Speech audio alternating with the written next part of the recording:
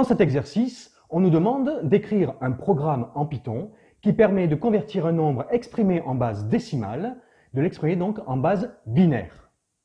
Pour ce faire, il faut analyser chacune des étapes du processus de conversion d'un nombre décimal en binaire. Et c'est la raison pour laquelle nous allons nous pencher d'abord sur un exemple bien concret afin de maîtriser chacune de ces étapes. Nous avons vu dans un exercice précédent que convertir le nombre décimal 47 en binaire nécessitait de faire appel à plusieurs divisions euclidiennes par 2. 47 divisé par 2 égale 23 et le reste est égal à 1, donc le dernier chiffre dans l'écriture binaire sera 1. Ensuite on prend 23, on le divise par 2, on trouve 11, mais le reste de la division euclidienne est égal à 1. Donc le deuxième chiffre dans la conversion binaire en partant de la fin est égal à 1, etc. Une fois que l'on a effectué toutes les divisions euclidiennes par 2, on prend tous les restes que l'on a obtenus en partant de la fin, et ceci nous donne la conversion du nombre décimal en binaire. Ainsi, l'idée pour obtenir la conversion du nombre décimal en binaire sera de partir d'une chaîne vide, d'une chaîne de caractères vide, puis de lui adjoindre les différents restes des divisions euclidiennes. Mais on ne va pas adjoindre les restes à la fin de la chaîne de caractères, mais au début.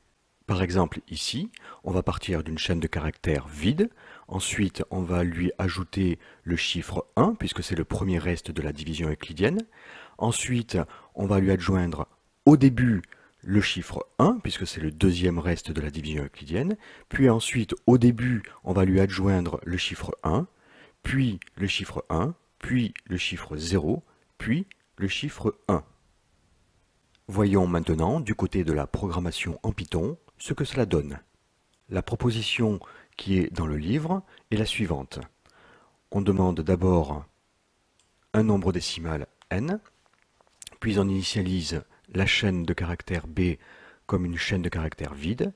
Ensuite, tant que n est différent de 0, on calcule le quotient de la division euclidienne de n par 2. Ensuite, on dit que B, c'est le reste de la division euclidienne que l'on a obtenu, plus ce qu'il y avait avant dans B. Et ensuite, on n'oublie pas de transformer n en Q. Ainsi, le nombre n diminuera de plus en plus jusqu'à être égal à 0, ce qui assure que la boucle while se terminera. Ensuite, on affiche B. Mais ce programme n'est pas le seul. On peut aussi, par exemple, au lieu de mettre int n sur 2, on peut mettre n//2 pour calculer le quotient. On peut aussi, ici, plutôt que de mettre n moins 2 fois q, mettre n%2 pour avoir le reste de la division euclidienne. Notons ici la présence du str pour convertir le nombre en chaîne de caractères, puisque b est une chaîne de caractères et que l'on ne peut pas concaténer une chaîne de caractères avec un nombre. Maintenant, compilons ce programme pour voir ce qu'il fait. Donc ici, on entre le nombre 47, comme tout à l'heure, pour vérifier si le programme fonctionne correctement. On devrait obtenir la chaîne de caractères que nous avons obtenue tout à l'heure. Suspense, et là, c'est bon, ça fonctionne. On obtient exactement ce que l'on a obtenu tout à l'heure. Voilà, alors à travers cet exercice, on peut se rendre compte que même si l'on comprend sur le papier quelque chose, il est quelquefois difficile de transcrire tout ceci en programme.